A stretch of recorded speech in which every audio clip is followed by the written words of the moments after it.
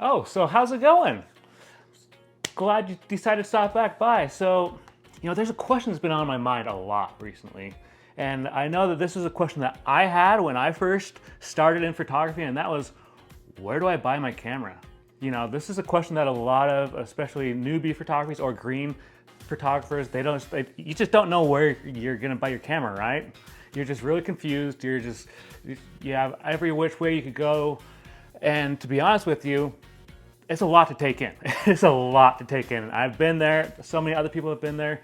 Peter McKinnon's been there. My oldest brother / mentor, George, has been there. We've all been there. So the first question I have to ask you is, what kind of camera do you want to buy? And that's really what I gotta ask, is because it all kind of depends on what kind of camera you want. So this right here is the camera that I use. This is a Canon Rebel T6. They actually don't even make these.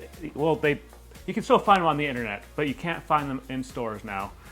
But this was this is the one that I chose to buy, and it's a great camera. But is it going to be my final camera? No, this is going to turn out to be my backup camera once I get a new one. And for those of you who have been following me for a while, I've been saying that for some time, but it's coming. I'm going to be getting a new camera, and when I do that, I'm going to be doing a whole unboxing video. But that's another topic for another day. Let's continue on. So first off, there's a lot of specialty stores that you can go to when it comes to buying a camera. If you live here in the state of Utah, there's at least several down in Salt Lake that they are mainly focused on helping you to get a good camera. If you're up here in the northern part of Utah, there's another place called Image Depot that they sell anything from camera to gear to all your photography needs. They have it, even the printing options.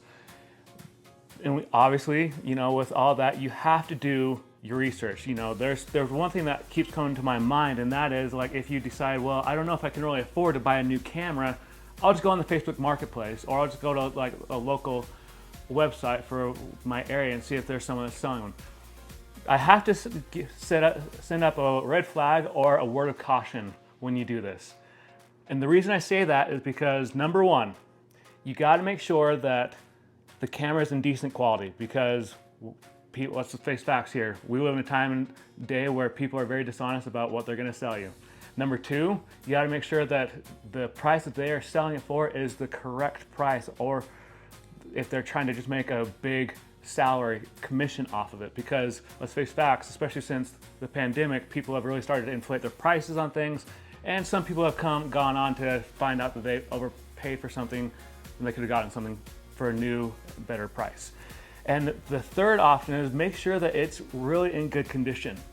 I cannot emphasize this enough. And for those of you who know, I like to say that phrase a lot, because this is something that's really important, especially since you're going to be using this to start taking photos of families, of nature, of so many other things. You want to make sure the quality is great. You want to make sure that it's exquisite, that it's what you expect it to be. You don't want to get the camera, having spent like $450 on a camera and get home and the thing just falls apart right in front of you.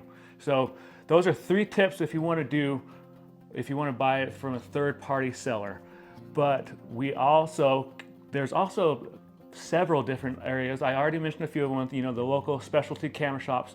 There's B&H Photo online. This place, actually, you can find this camera on there. This is the Canon Rebel T6. You can actually find that on there. This website is actually based from a business that's based out of New York City, and they have some really good deals on there. I've gone on there and I've looked at some of their deals, and I've actually been really impressed with their stuff. So I'll put their logo like right here. It's called B&H Photo. And then, of course, we have to acknowledge the elephant in the room. You already know what this one is. It starts with an A word, and that's Amazon. Amazon is it's become like the one-stop shop for everyone. But at the same time, you got to be careful of that too, because unfortunately, they are like everyone else. They're trying to make a living off of this, but you got to make sure you're getting the right price for the right product. And one thing that I can honestly suggest to you as a new photographer, or just someone that's wanting to upgrade your cameras, check out reviews. Whether it be if you're buying this from a third-party person, check out reviews that other people who bought stuff from them have said. If you're buying this from a store, ask the employees, who are more than likely probably photographers themselves, how good is this camera? Like, how good is it in durability? Like, I mean, hopefully you're not gonna just like take it and start like ringing across like it's a battle axe or anything. I hope that you're not gonna do that. But if you decide to do that, that's on you. And then ask them like, you know, what's the warranty? And then if you decide to go on B&H Photo, this company, actually I know from talking with other people who have used them, like here, I'll give you a great example of story. When I was in that photography class I've mentioned in the past, there was another student that was in that class. She got her camera and the camera was broken. She contacted their customer service and they sent her out another camera, no questions asked. They apologized and she got a new camera, just like that, within like a matter of days to a week.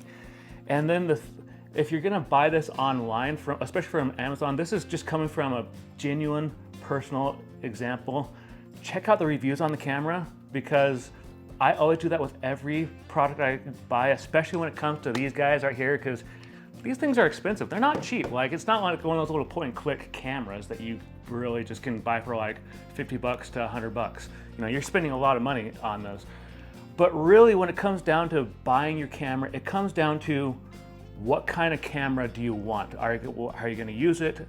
It also depends on the brand. Like, this is a Canon.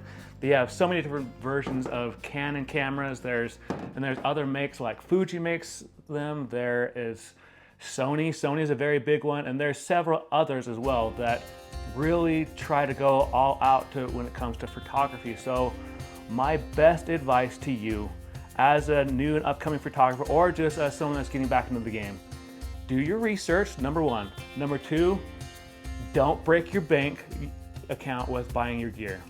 You know, upgrade as you gain experience and as you start earning an income off of this. And number three, do research. And that includes doing research on the person that you're buying this from, whether it be a third party or if you're buying this new. And actually the fourth one, I'm gonna strongly advise this: do not buy any cameras from Walmart.